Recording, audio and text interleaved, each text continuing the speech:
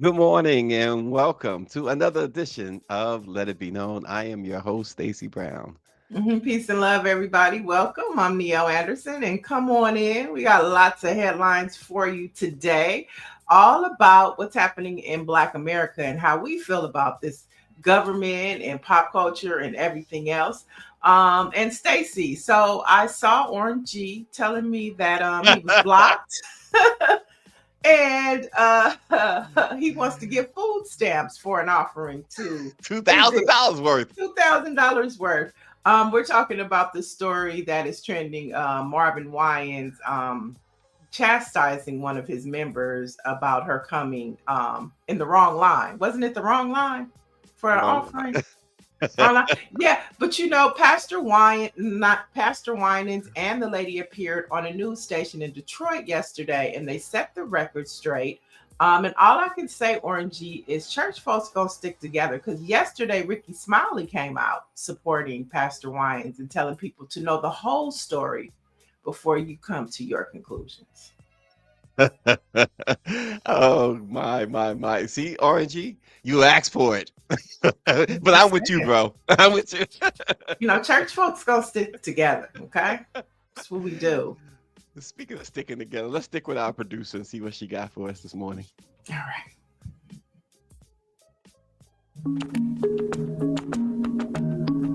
We're just walking through the food bank line, about to get some free groceries because of the shutdown.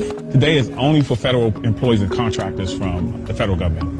I have never seen anything like going on like this, even with our regular food pantry. It's never been this many people.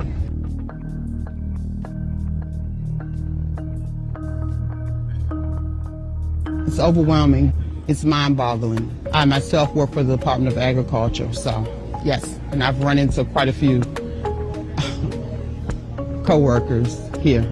I didn't think I'd be in a food bank line. I got a raise right before the government shut down. So we're kind of the opposite is happening right now.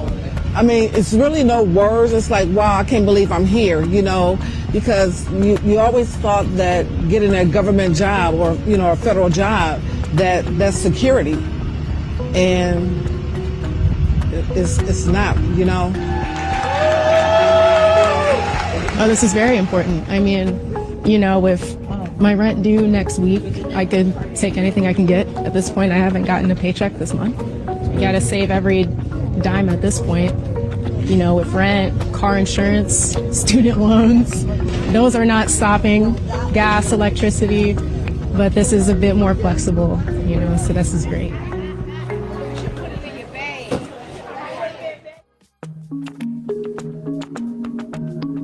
We're just walking through the food bank. And among the many things that young lady said was student loans. And the one thing, as much as I criticize Joe Biden for what he did and what he left, the one thing that administration was doing that, in fact, Trump's allies was blocking and did block in court and other places, was erasing student loan debt. And folks want to again, you want to support this. Lauren says that Lauren Burke is watching, and I had a great time with Lauren last night on Lauren Live. I got to check her out in the evenings at 9 p.m.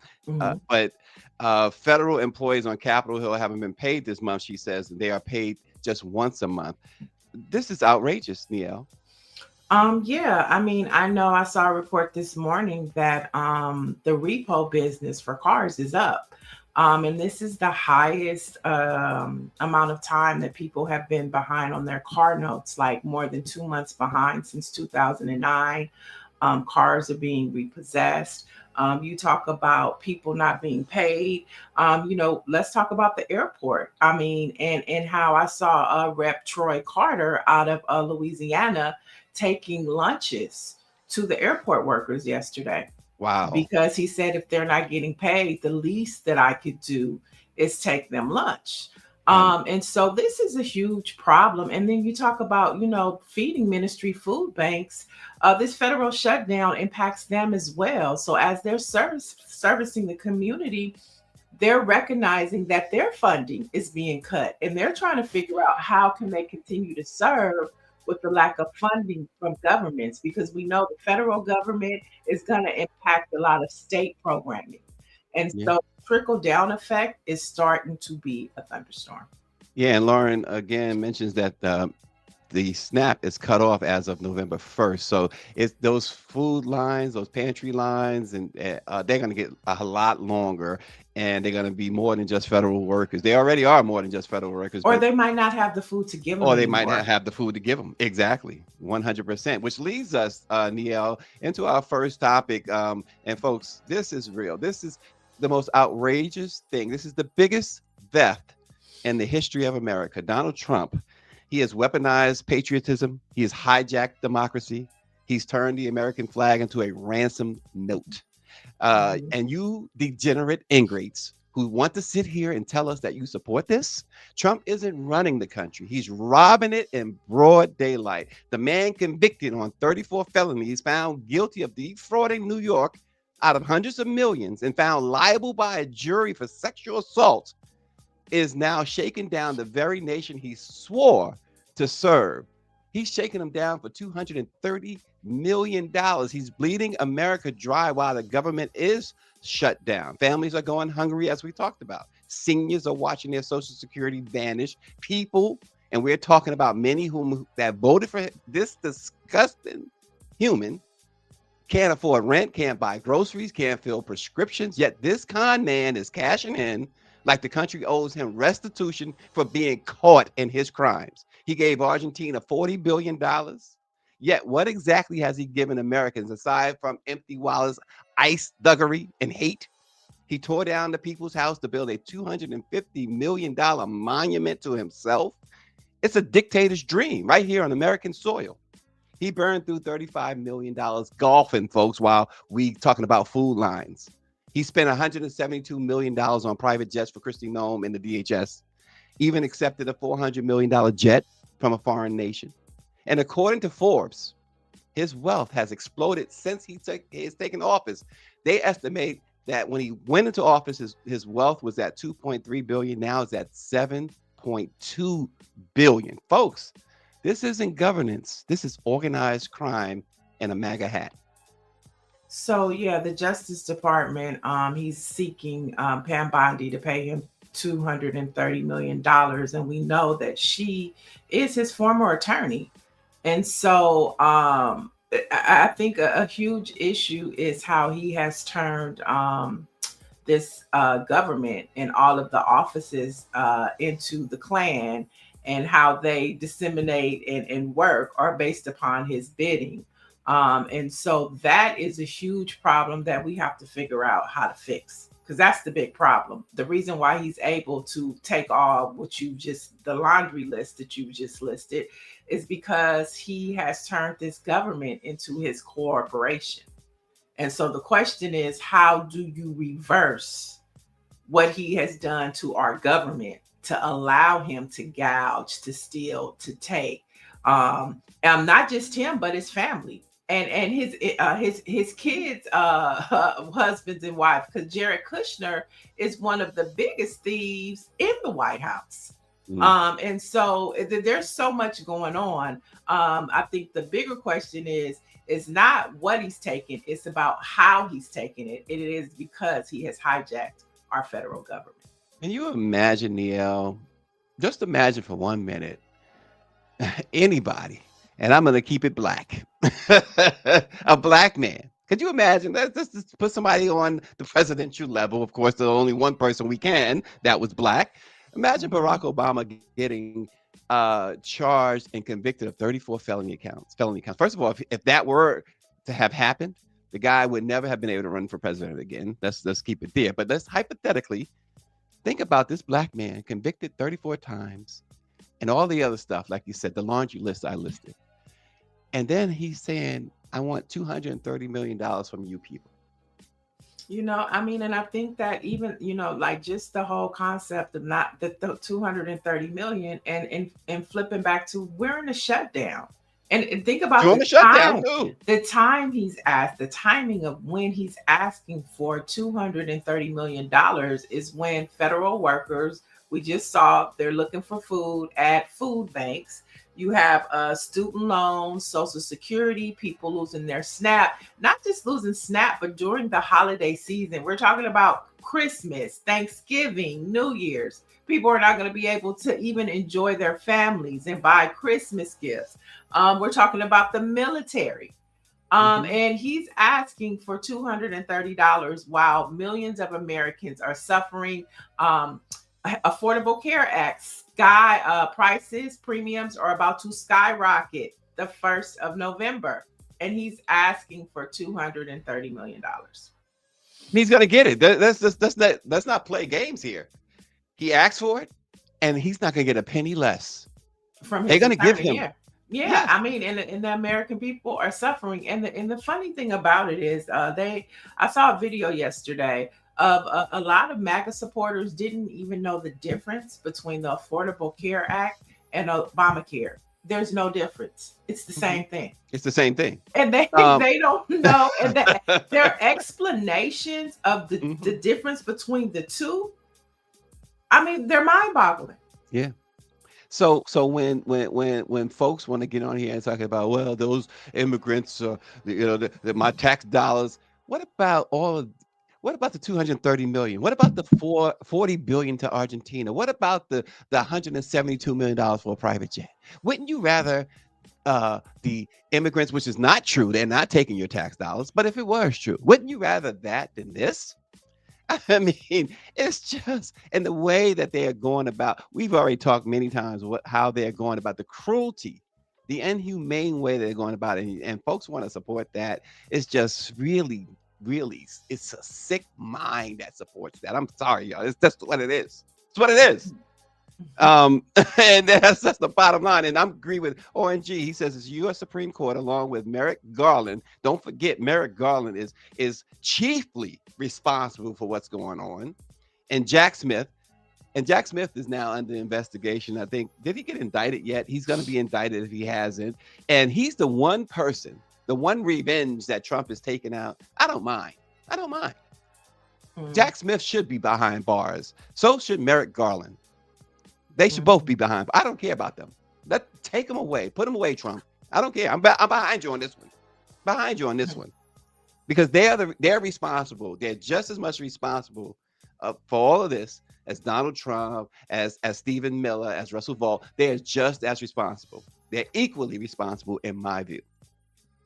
Well, I mean, America has always gone along with the systemic thread of racism in this country, whether you are a progressive, whether you are a moderate, or whether you are a Republican.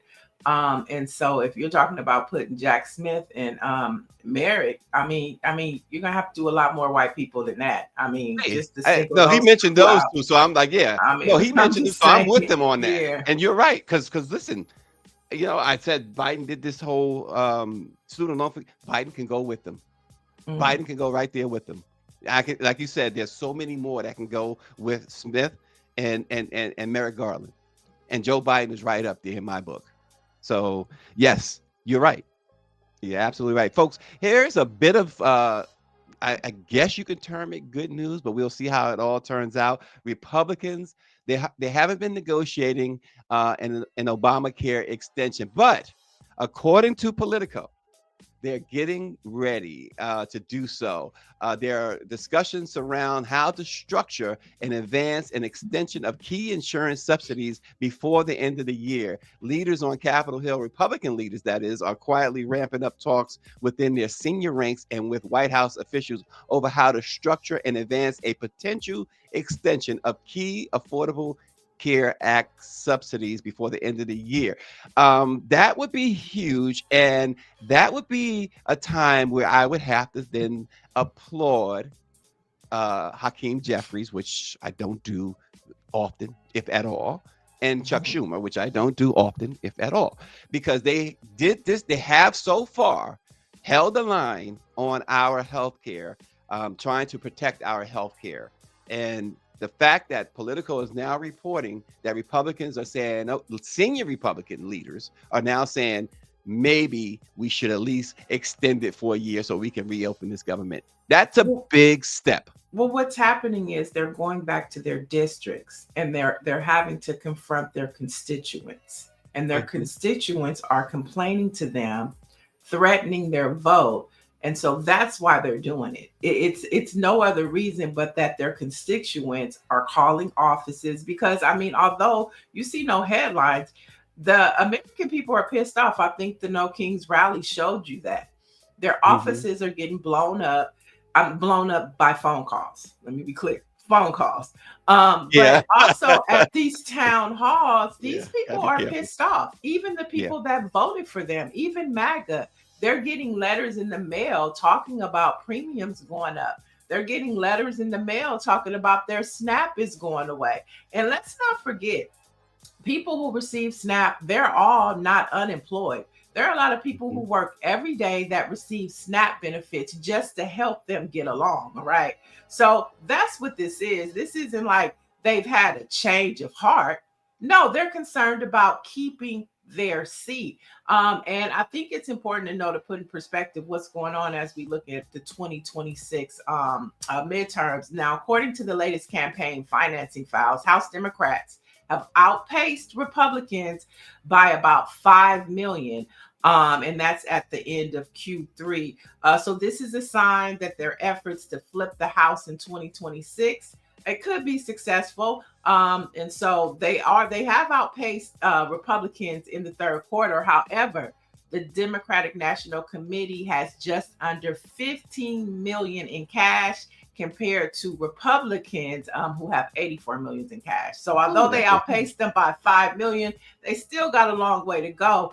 But to this story that you're talking about, and them outpacing them this last third quarter, it shows that something is happening, right? I mean, that's why you see Donald Trump eager to have like states like Indiana, North Carolina redistrict, right? We saw Mhm. yesterday North Carolina picked up another seats because the Senate, the Republican Senate voted for it. So there is a fight. Republicans are worried. And so when you look at the story that you just talked about, it speaks to Republicans being concerned about their Mhm. seats come 2026. And those redistricting efforts, and what they're doing, though, doesn't that, Neil, kind of quell their fears a little bit that we don't really have to worry about our constituents because we are locked in because of the redistricting and stuff. We got those seats anyway. Well, it doesn't matter. Remember a few midterms ago, they thought that there was going to be this big red wave, and everybody was Right, talking right, about the red, and wasn't no red wave. And right. so I think that the Republicans are very cautious. That's why they're trying to double down and trying to build the stack the house so that just in case we lose this seat, we've already stacked redistricting in Indiana, North Mhm. Carolina, and Texas, right? And so, what'll be interesting also to see is what other Democratic states decide to do their redistricting. Because as of now, California is the only state. So when they say, for instance, that graphic that Greer just put up, it says some sort of 10-4 seat, whatever. And Nancy Wall is saying that, but the redistricting can still not vote in the way they want. It Mhm. doesn't guarantee. It's just it kind of Right, puts them in the driver's seat to get that seat, right? It right. doesn't It puts guarantee the yeah. seat, right? Right, yeah, because they what they do is they build the maps to where like if it's a Democratic seat, they expand the district to where it might be in rural white America to kind of water Rural. it down. Or Mhm. either they will remove a seat, which will push two Democrats to run against each other. So they're either expanding the district to where you'll have more white MAGA voters, or they're either stacking the district to where it'll force Democrats to have to run against each other who once had Mhm. their own districting, which you see what is happening in Texas with certain congressional seats. Yeah, and the other part, RNG mentions too, wait till the tariffs and other parts of the big ugly bill kicks in. That's a problem. And David Youngblood mentions, and I wonder what if anything they're going to do about this because already some are seeing that their premiums, they've gotten, some states Mm-hmm. have gotten their bills, if you will, for January, that's went from $300 a month to $4,000 a month. Now, if they make a deal with these subsidies, is it too late for those people, or does, I guess January, because they have to set their rates by sometime in November 15th, I believe they have to set their rates. Does Mm-hmm. that help? I guess the subsidies, I'm just trying to talk it through, Niele. The subsidies brings down that 4,000 back to 300 or somewhere around 300 a month. I'm not sure, and I can guarantee you, Congress doesn't know either. I That's guarantee you, reassuring. They don't know. They don't know. You'd be surprised what they do, but most importantly, what they don't know that's happening around them.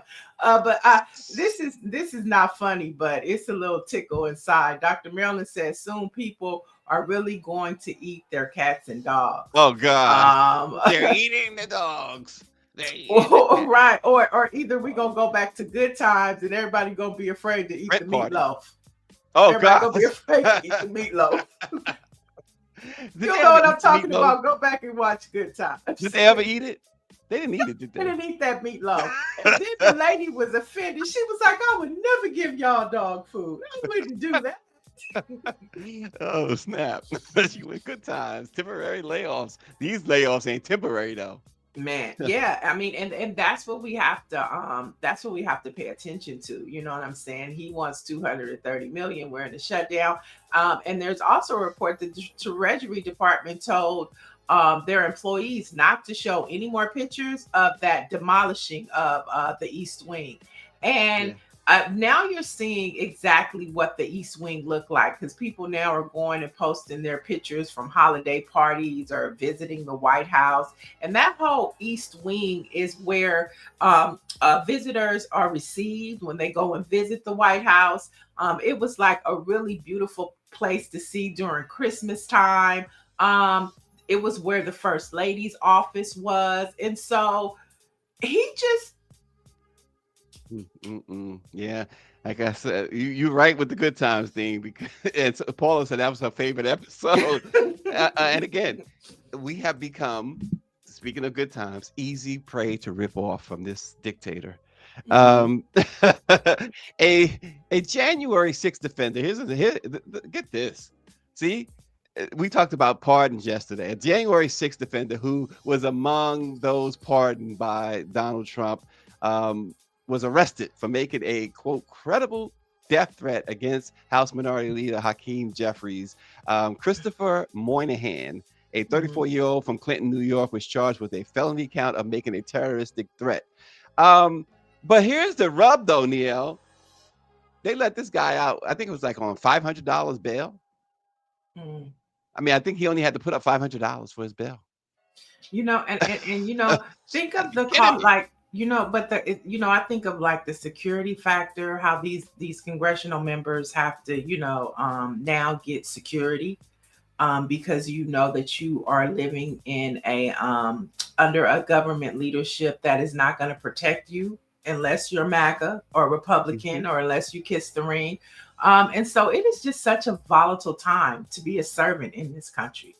It's such a volatile time to want to stand up for the American people, because Donald Trump is sending out videos defecating on everybody that wants to do the right thing. So this is a very scary time. You look at this guy and then you think about all the January 6ers that are allegedly within the ICE, right? Knowing that they have no formal training. They probably haven't even been deputized. And they're giving the right to go out and chase people like slave catchers. And so this whole story, speaks to something that is much more sinister, gross, and reminiscent of how white folks used to treat people of color, back during slavery and civil rights, Reconstruction, Jim Crow, and all of the above. And it's like, what can we do? What is the recourse? It's like we sit up here, we're frustrated, we go off on the MAGA people, but it's like, what is a tangible way to deal with this? And I think the only recourse we have is, the first step is 2026 midterms. Well, Paula Moore says, the Lord is my German shepherd. Wait a minute. I But need by the way, to. I gotta stop. I can't believe she wrote that. that's that's hilarious, and she put all those laughing emojis next to it. David Youngblood said ICE is filled with KKKers, 3%ers, and Proud Boys. 100%. I think that is the biggest demographic of what ICE is. It is the January Sixers. Somebody mentioned Ben Carson as a successor to Trump. That would be, you know what? Let Ben Carson try any of this. They will quickly show him he's black. They will quickly. So I would love for Ben Carson to be in that position then, if that's the case, because they will. Oh yeah, it's that line, that German Shepherd line. Greer says it's from Good Times. It was the dog food episode. The Lord is my German Shepherd. Oh, that's where that came that's from. where that Okay. came from. But this pardon of these January 6ers again, he's not the first one, and you know, safe bet to say he won't be the last one to be that will get in trouble again.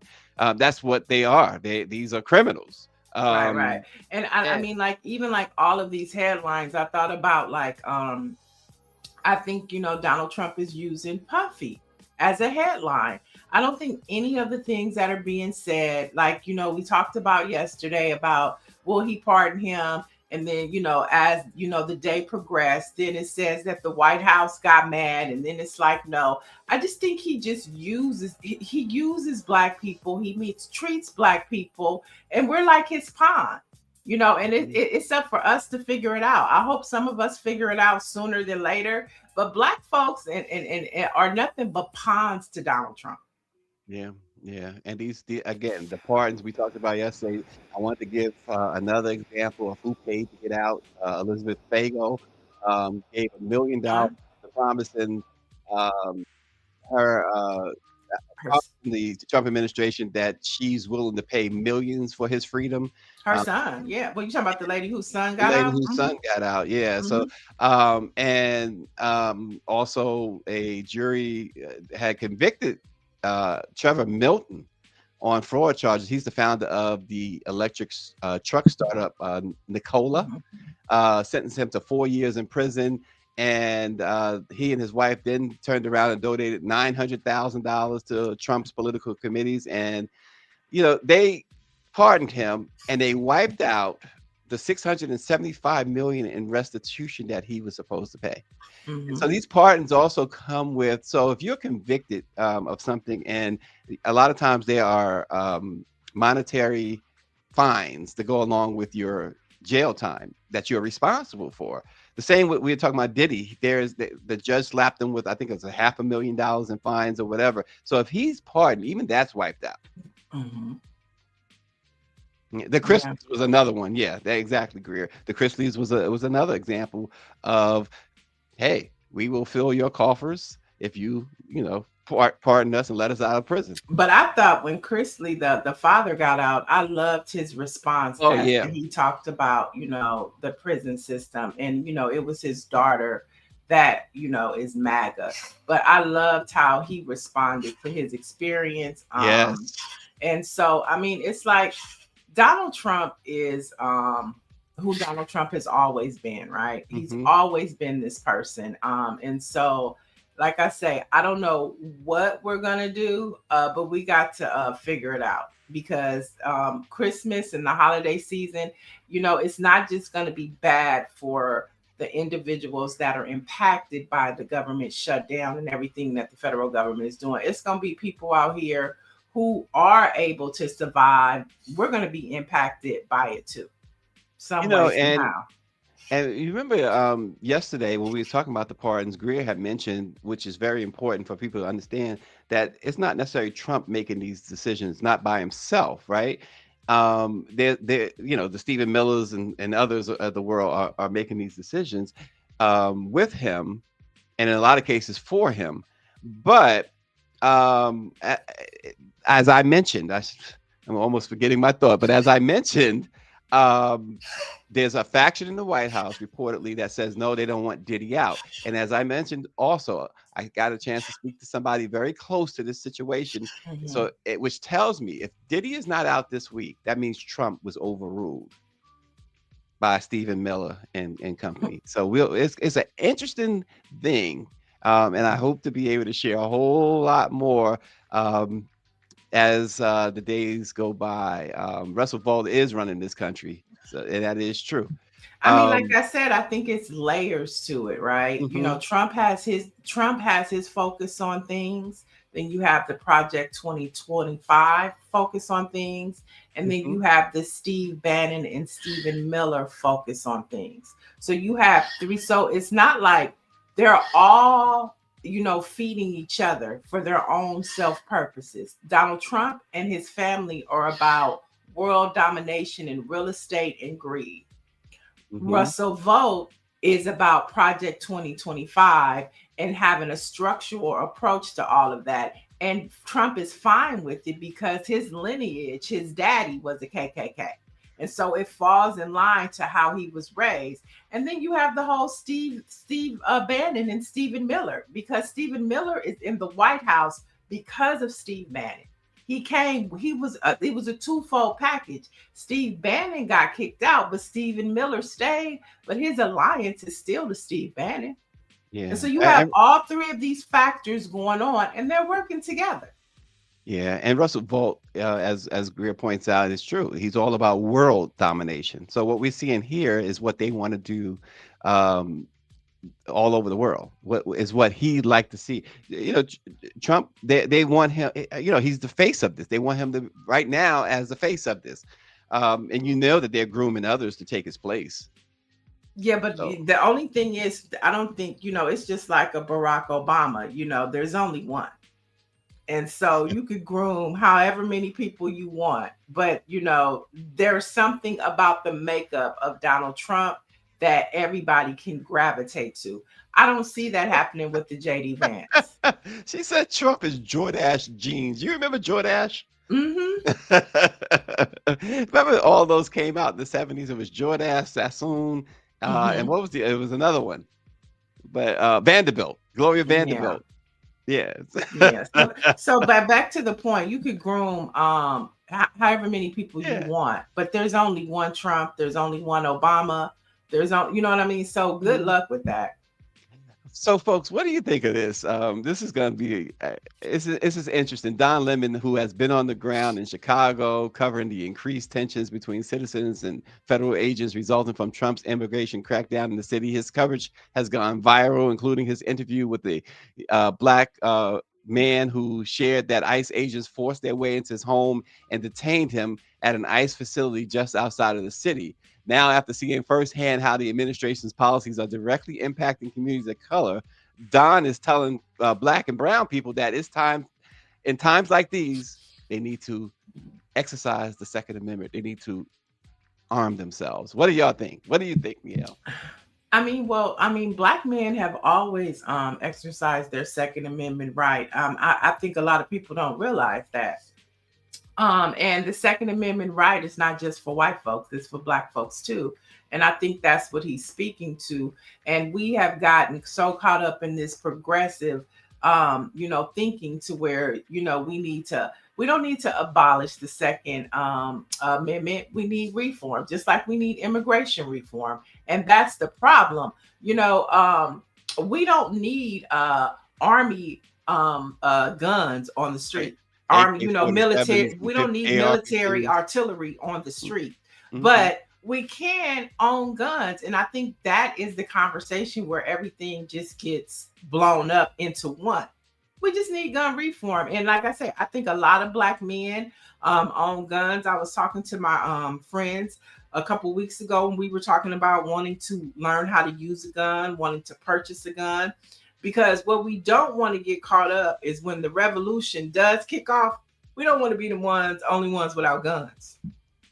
And David Youngblood says, I absolutely agree. He says, ask Ronald Reagan about black men being armed. And Nancy Wall says, and we don't need permission from them to carry a gun. Right, right. And we shouldn't feel shame because we want to, and that doesn't mean that we don't want gun reform.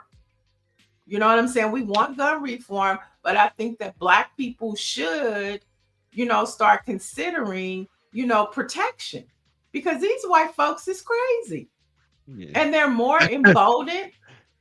They're more emboldened, more brave, and more vicious than ever before. Yeah, these white folks are crazy. I got a kick out of you saying that. I'm sorry. I'm not mocking you. They I just got a are. I No, got a they kick out of you. are. They're crazy.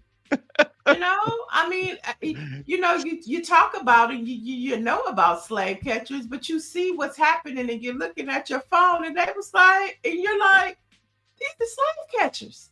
So Neo, so with that being said, when are you gonna stop giving change in dollars to white homeless men on the street? I mean, I typically don't. You know what? Oh, okay, there you go. No. But let me just say this: I give as my spirit yields me to do. That's Okay, just so if I want to give to a white person, I will. If I want to give to a Black person, I will. It just depends on what I'm led to do based upon what I see in front of me. I don't see color when I see giving. I just see whoever is in need. I'm messing with you because our producer says no to white men on the street who's Oh. homeless. She says I no. don't. Yeah, I don't look at it like that. Sometimes it's just like something convicts you to do something. Yeah. I mean, to each his own. I just had to throw that out there. RG says, may God help you if you come on my property. Your soul might belong to Jesus, but your butt is mine. He didn't say That's butt. I funny. said butt. Oh my goodness, folks. And what about this? Let's keep it light a little bit now, before we get into more headlines with Neo. A forthcoming biography about Tupac is shedding light on previously unknown tensions that arose during the filming of Poetic Justice in 1993. Author Jeff Pearlman, who is a pretty well-respected writer, and he's known for his thoroughly researched work, has penned Only God Can Judge Me, The Many Lives of Tupac Shakur. It explores the various aspects of his career and his life. But among the revelations that is getting people to talk right now, and I remember hearing this rumor back then when they were filming this. So I believe this is true. But Janet Jackson had not ordered, but argued that Tupac should get or demanded that Tupac should get an AIDS test before their scene. Remember the scene in which they had to kiss? And Tupac, according to Jeff Pearlman, was livid, and the set was tension filled from that moment on. He made it known that who the heck does she think she is? Her point was, well, and I don't get this part, Niele. I mean, I understand acting and stuff. I've been on sets. And this is all alleged, right? This is being reported in a new book by Jeff Pearlman. But I remember hearing these rumors back then. These wasn't quiet rumors. These was a lot of talk about this. And now I will say this: I never heard, and much time I've spent with the Jacksons, I've never heard this come up at all. So I don't know if it's true or not. This is Jeff Pearlman's response or his reporting. But Janet said, allegedly, according to Pearlman, that they're going to be exchanging saliva. And I'm thinking, you're acting. You're not doing all that, are you? And so she wanted him. She said because of his as he put it, that she said, his known history with women and stuff, she felt like he had so many sexual partners that he should have a AIDS test. Gria said she knew about this. It was like kind of out there back then, but now Jeff Pearlman is, I guess, confirming this. Okay. Yeah. I mean, hey, a lot of people have a lot of things in their contracts that they want. Fun fact, I was actually an extra on Poetic Justice in the carnival scene. Yeah, and Tupac, and they were there. I mean, I didn't see any friction. Maybe you have heard something about that. But I mean, it sounds juicy. What's the name of the book? It sounds juicy. It's the life of Tupac. It's called Only God Can Judge Me, The Many Lives of Tupac Shakur. Oh, There you have it. I mean, Tupac had a that was just one episode, but Tupac had such a interesting life, you know what I mean? But how many people do you know that can shoot a police officer and get away with She was it? fighting, but now she was married at the time to Renee Elizondo. And but let's be real. Let's not talk about her body count. And she's worried about Tupac's. Well, at that time too, you have to put things into context though, and Who? who Tupac was and what was going on during that time. So I think also you have to go back in time in that moment. I mean, it sounds a bit much, but when Poetic Justice was out, Tupac was also in his prime, and there was a lot going on, and it was a lot of I get around. I Was get a around. hit, and so maybe she knew things that a lot of other people didn't know. But you have to go back to that point in time in 1993 when Tupac had all the women, everybody, so Well, that's how allegedly, she felt. and he Alleged, felt like I the said, same way because allegedly. no, what I'm saying is allegedly she had from both sides of both sexes a lot of extracurricular activity herself. So it's like the pot calling the kettle. Maybe she had the problem. Well, he didn't ask for it; she did. Right. That's what I'm saying. So I don't know, but I but what's confusing me, and listen, she had to do the scene or whatever. She probably had every right to make such a bold and wild request. But what's getting me is the whole saliva part. Acting is supposed to be just that, acting. You're not supposed to be swapping spit. I mean, if you have a scene, and you kiss, there is a chance. If you have a love scene and you kiss somebody, there is an opportunity to where there is saliva swapped within the person. Mhm. That is a fair assessment. Okay. I'm not saying, yeah. I just wanted to clear it up in my mind because I'm thinking it's acting. Like I said, I've been on sets and stuff like that. But you're right. I guess when it boils down to it, there is that possibility. Yeah, Close your when you mouth, kiss then. somebody, but we're talking about a love interest, I and know, that's I know, acting. I know. So you're not gonna, Yeah. you have to make it's acting. You have to make it look real. So there is a possibility Wait, do that it again. you swap. Oh But boy. yeah, I Oh, mean, Gris says I'm telling Shanae she can't have that audition. She can't go on that audition. oh, yeah, because if you have a love scene and you're gonna kiss somebody, there is potentially saliva swipe. Now, I'm not saying now I have seen scenes. The more real it is, the more intense the kiss is, right? Right, So right. if they're trying, so yeah. Now I haven't seen people shove their tongues in other people's mouth. I Hmm. have seen it, but not regularly. But if you're Right. doing a passionate love scene, there is that potential. Yeah, you could turn into Halle Berry and Billy Bob Thornton, right? She might just be a little she might have just been a little extra with. But Oh Tupac at that God. time in 1993 was at his prime, okay? And he was a wild boy. And like I said, so from what have been told, allegedly, Janet was just as wild, if not wilder. Um, and listen, it is what it is. Dr. Marilyn says exactly. Janet has a count, and Pac should have said, "Where's your hidden baby, Ella?" She didn't have a hidden baby. It I will say sounds that like he much. did. It sounds like he did. I think that urban legend is always going to stick with her. You know what I'm saying about Yeah, that baby? yeah. That was never true. That was never true. I can tell you that for a fact. It was not true. But go ahead, Neil. What else we? Susan Lawrence, the white woman who shot and killed Oh AJ Lord. Owens in 2023, Mhm. she's been sentenced to 25 years in prison. Ooh. And I don't know if you remember the story called National Attention. And it also has a new Netflix documentary about the story called The Perfect Neighbor. And I don't know if you've seen it, but it's been trending over the past week on social media because of the in-depth story. And it tells the story and features police body camera footage, 911 calls, and interviews surrounding the case. And of course, AJ Owens is the mother of four. And she was shot through the screen door by this woman, Susan Lawrence. And so she's been sentenced.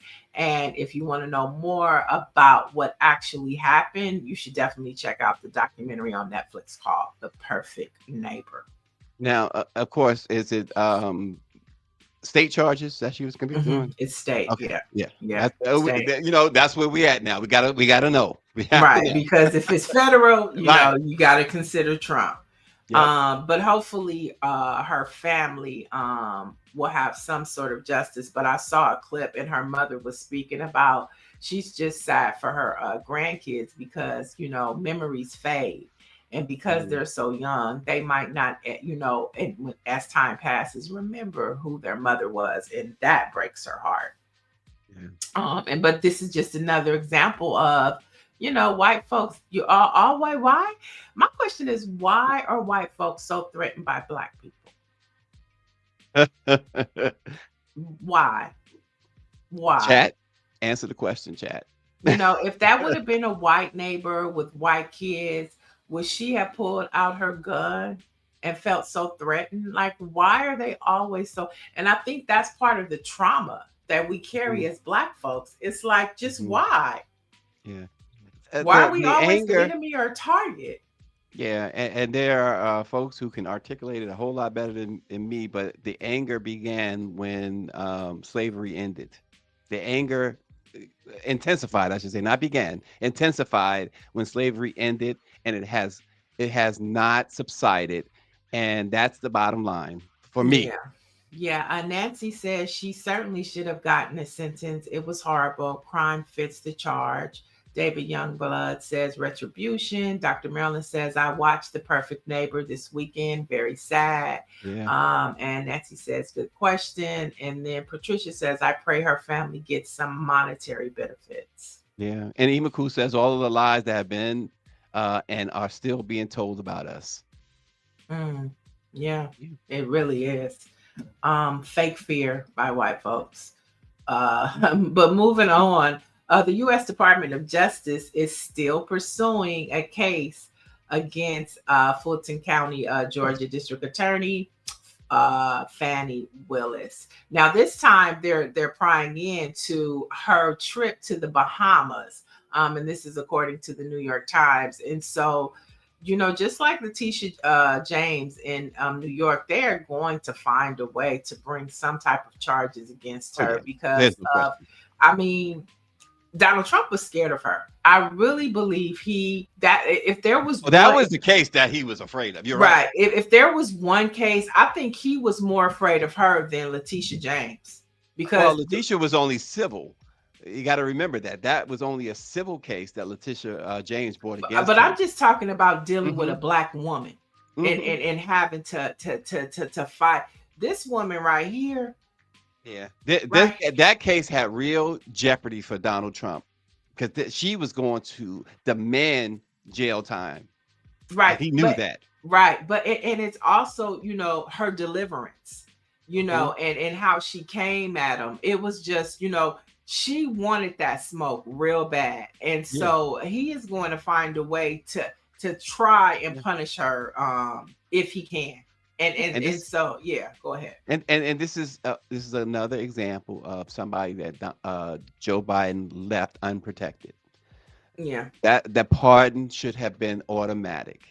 She's another one of the long list of people, particularly Black women, like Letitia James, like Fonnie, like our girl in Maryland Mosby, and others. And he left exposed. He left them exposed. Again, he sat in that White House the night before Trump took office and told us we were in danger. And so yeah, we gotta keep her on the prayer line. Orangey, why don't you call Fred Hammond and Bishop Winans and see if we can add her RNG doesn't have to any the words for them. to the prayer list, okay? DM them and let them know we need prayer warriors out for Sister Willis. Um, and then I touched on this earlier, but it's true. It looks like North Carolina has forged ahead with cheating. The state Senate has approved a new congressional map aimed at helping Republicans gain an additional seat to help shore up the party's majority in the House going into the 2026 midterms. And so, it's like, what are the other states going to do? Is New York going to do something? Is Illinois going to do something? Is Maryland going to do something? Those are the states that come to mind off the top of my head. And it'll be in vain if California redistricts 5 seats, but nobody else follows suit. Kathy Hochul said that they were going to do it in New York, but she talked about some procedure, what a protocol. You blow that up. You got to blow that up. Gavin Newsom wasn't having it. He wasn't trying to go through no long drawn out protocol procedure thing, because they're not doing it. And that's the whole thing. Again, you cannot talk about, oh, I'm going to stay and play nice while they are just flying fake helicopters and defecating on you. Yeah, you can't do that. You can't play that. Come on. But also to the state of California, we did it in a fair way. Governor Newsom is letting the voters decide. So he did it the opposite of what Texas did. They just did it within the control of what they had in their state capital with their lawmakers. But in the state of California, we as voters are allowed to decide that's what we want. And so we are in agreement with it. Yeah. And that is what those white men in office are trying to do. They're trying to take away our power, our democracy. Yeah. There you go. And now let's head over to the pond, where the BBC reporters are no longer allowed to wear Black Lives Matter t-shirts in the newsroom. Now, the outlet director, Tim Davie, made the announcement citing that while the organization opposes racism, it must uphold strict standards of political impartiality. Now, he's calling the t-shirt gesture too political and not appropriate. How can Black Lives Matter be political? How could that be political? So when the statistics, but this goes back to what you were saying about Russell Vogt and like this white Euro world that they're trying to create. This is what is part of it. But how can Black Lives Matter be a political statement when statistics show that Black lives don't matter? Yeah. Especially to policing in America. It's not a political statement. It's a fact. I love when Dr. Joni, she hasn't commented until now, and her comment is, what? How is it a political statement? But see, that is being said from white privilege. Yeah. Because they it's just this white privilege and this air that they have that they don't relate and they don't connect because it doesn't happen in their world. They don't have to worry about, he doesn't have to worry about being a Black man like you. You are just as professional. You have just as much credentials as him. But if both of you guys are driving down the street and the sirens roll, you're going to have a different response than him. Yeah. And that's what we mean when we say Black Lives Matter. Yeah. It's just an instinct that Black people have.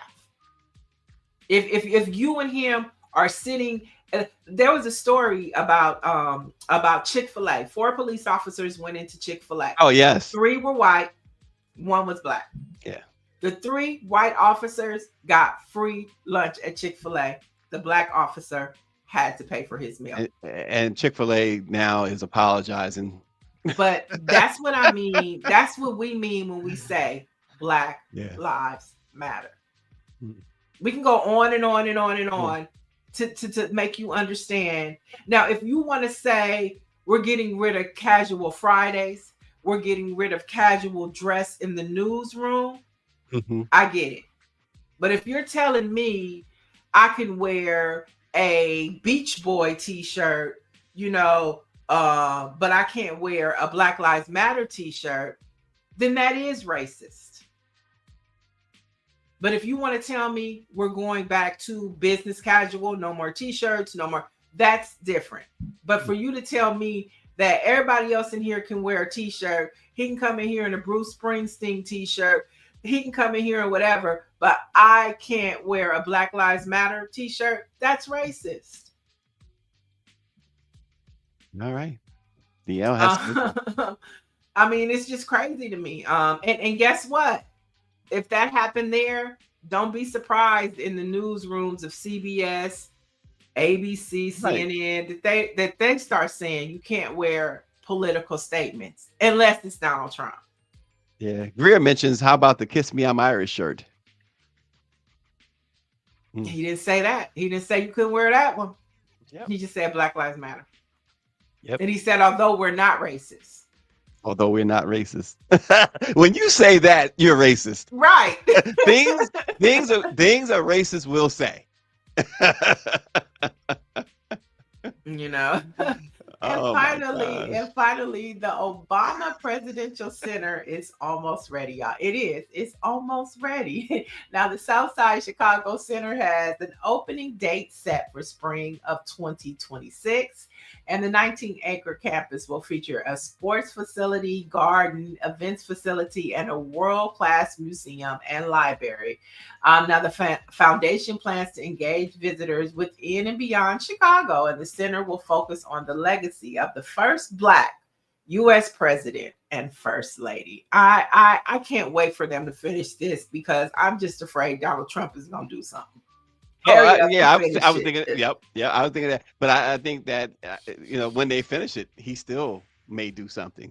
We might see and I hate to say it this way, folks. I don't know any better way to say it, so don't come at me. But we might see a 9/11 style attack on the building there. It wouldn't surprise me. I hate to say it. Well, I'm so glad PH Expat feels the way he feels. He said, I do not think you two are racist, but promote Black news. Well, thank you. Thank you very much. Well, it's the Black press. We have to give you from the Black perspective. It's not Black news per se. It's from a Black perspective, and so many white perspectives. And it's gotta give you a Black perspective. And it really is a difference because we're speaking from a Black experience. Right. And like when we talk about white privilege, that's a perfect example of what white privilege is. They're looking at the statement of Black Lives Matter as a political statement, and all we're saying is we matter. Treat us. If they get a free chicken sandwich, and we all doing the same thing, why you didn't give me a chicken sandwich? Yeah, right. And put something on the sandwich too. Don't give me no dry sandwich. So, it's just, being Black in America is, we have trauma. We have trauma that we don't even know about, that we haven't dealt with. And it goes all the way back to 1619. Right. It is the truth. I'm trying to tell you, I don't have a therapist, but I need to look into one. It is the truth. And Sinead has me on the couch though. She has me on the couch. Probably not as much as she wants to have me on the couch. She probably says I should always be on that couch listening. Because she knows that unfortunately, the trauma for us today comes from the reminiscent acts of what white folks have done to Black people in the past, and it is unbelievable that we are in the state that we are in today. We thought that John Lewis and Dr. King and Ida B. Wells and W.E.B. Du Bois and Frederick Douglass and Moses Harriet Tubman had paved the way for us to have an ounce of freedom. Oh, shoot. Listen, RNG, we got Niele all riled up this morning. Don't you love it? Don't you I'm love it? just saying, we thought in the state that we're in right now, it is not a racist statement. It is just unbelievable. It's unbelievable. Let me tell you something that will make you feel a little better, Niele. And I have to tell you that you were right. I was wrong about something, and you know what that was? We talked about the WNBA and the salaries, right? And turns out I thought that and I said it emphatically that the NBA had divested all its interest in the WNBA, and turns out they had not. And it turns out not only had they not, they still have a 45% interest in the WNBA. And so to that point, Adam Silver, the commissioner of the NBA, said yesterday that with the new collective bargaining agreement, he is guaranteeing that the WNBA will get a huge, in his words, a huge pay increase. He says that he has spoken and will continue to speak with the WNBA's commissioner. But he says that they're currently getting 9% of the revenue. He says it's going to be a whole lot more than that. He says, I can guarantee you that. But he also said this. He says, with that said, don't expect that their salaries will be what's that word? Comparable is another word I was going to use, but comparable to NBA players, because he says the revenue is still not yet there to be able to give them those type of salaries. But they will see a huge bump in this new collective bargaining agreement. So at the very least, we're probably talking about rookie minimums going from where they are, 75,000 to probably $500,000 or more. And we're talking about rookie contracts now. And we'll probably see superstars like Angel Reese and Caitlin Clark, and of course the MVP herself. Oh gosh, what's her name? Why am I drawing a blank? No. The MVP, the best in the game. They just Angel won the Wilson. Aja. Asia Wilson. Yeah, Asia. Uh-huh. Oh, I just said Asia. Yeah. They'll probably be the way he sounds, folks. Again, this is how I'm speculating that this is what it might mean for somebody like Asia Wilson. She will make in excess of $10 million on the court, not off the court, but on the court, probably as early as next season. So we'll see. We will see, but those were bold statements by Adam Silver, and I thought I'd pass that along. And when I looked into it, and he mentioned it, Niele, and I said, man, I argued with Niele about the fact that the WNBA had no interest anymore. They still have a pretty big, sizable interest. Yeah, in and the he WNBA. heard what was happening and what that commissioner was doing, and he did as he was supposed to, because I mean, if you look at the org chart, it starts with him, and she's like here. And then WNBA is here, the NBA is over there. Well, technically she's supposed to be above him, but you're right. With that 45% interest and it's being the NBA, you're right. He had to step in, and this is apparently what he's doing, because you can't go public like this and then retreat. So good for the WNBA, and I agree with what he said as far as, do not expect it to be, players getting 20-30 million a year right now. But keep growing the game and the support. Listen, they got just as much fans now of people attending those games. They're selling out, and they're getting TV deals. So, the NBA wasn't always this league where they were making this type of money. They had to build. Maybe Angel Reese will come back now, because she is a certified Victoria's Secrets model now. She's an angel, and I haven't seen no basketball on her page since she walked the runway last week. So maybe this news will help her get back into the mindset of basketball. Well, I think you're going to see a lot of that as the CBA is expiring. I think you're going to see a lot of the WNBA players not have anything WNBA related on their social media, which is to be expected. I mean, any league, if you're talking about whether it's Major League Baseball, who will probably go through the same thing after next season, a lockout. NFL players, NBA players, if there's a strike or a walkout or a lockout, I should say, you won't see them promoting the game. Well, I'm talking about even her tennis shoes, anything Mhm. athletic. What I'm saying is she is not into athletics. She still has Reeboks.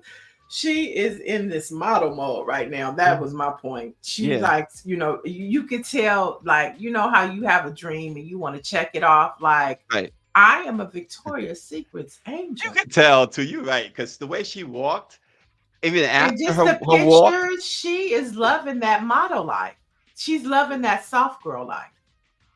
And Yeah. so, but I still love her in the game of basketball. So I do want to see her. And then we have the season coming up of the Unrivaled, right? That's That's gonna coming be up, interesting. and they pay huge bucks. Okay, Mhm. that's what the WNBA and probably the commissioner of the NBA knows that as Catalyst. well. It's a And catalyst. Yep. so he's like, Yep. we're at a crust right now to where it could be make or break, and they could Yep. just all go over to Unrivaled and push that up, and WNBA won't be around. Yeah. So That's all why I of think that's this. playing a factor into how Yeah, he's I think moving. that more than anything is probably why there will not be a protracted either lockout or strike in the WNBA because of Unrivaled. That gives the players a huge negotiating advantage. So good for them. Good for them. Yeah, I see that everybody still want to talk about I want to go back. David Youngblood said it is a political statement, as are most things said by a mouth, personal interest. So he thinks Black Lives Matter is a political statement. Mm. And then I think we had a couple more. Patricia said, too many whites. I monitor carefully how they move, and I hate that. Safety first. Mm. Expat says, as a white person, I love and appreciate Black views. It helps me get. Well, he says he loves and appreciates Black views. I think you know what? That helps you have a better understanding and respect for one's culture, Mhm. ethnicity, when you understand where they're coming from. Yeah. And then Expat says, I do miss Stacy's beard though. You had a beard, Stacy? Oh wow. Wow, Niele, just until a Big couple Cheese. weeks ago. Big Cheese says Angel Reese is very I can say it. Feminine. I can't say it. Feminine. Feminine. Yeah, feminine.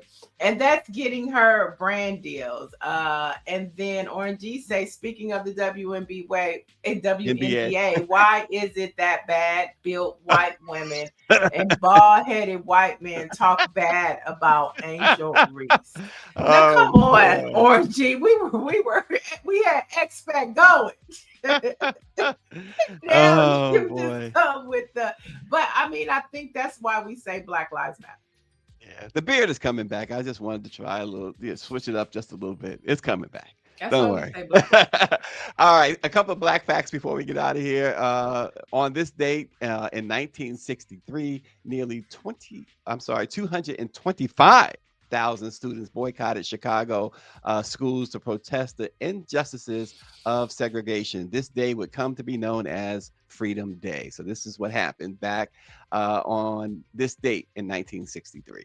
Yeah, and then everybody was talking about that Michael Jordan interview last night. The WNBA did kick off last night, and we have some more games today. But I thought this was a good Black History NBA. fact. What did I say? The WNBA? Yeah. Oh, I'm thinking about okay. The NBA kicked off yesterday, and so I thought this was a great Black fact. In 1950, Charles Cooper and Nate Sweetwater Clifton Yes. became among the first Black players in the NBA, playing their first games for the Boston Celtics and the New York Knicks, respectively. And There so you go. that happened today, as well as more NBA games kick off tonight. Yes, they do, including the one at Madison Square Garden, Orange, 7 o'clock tonight.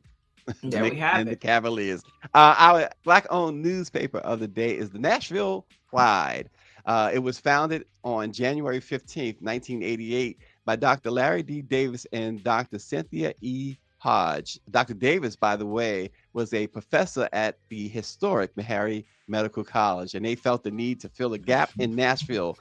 His vision was to create a source of news for the community that was positive, speaking to local issues and telling local stories. So check out, folks, the Nashville Pride for excellence in Black journalism. Right. Patricia says, when you get out of your bubble, you do better. That is so true. But come on into the Black Press bubble.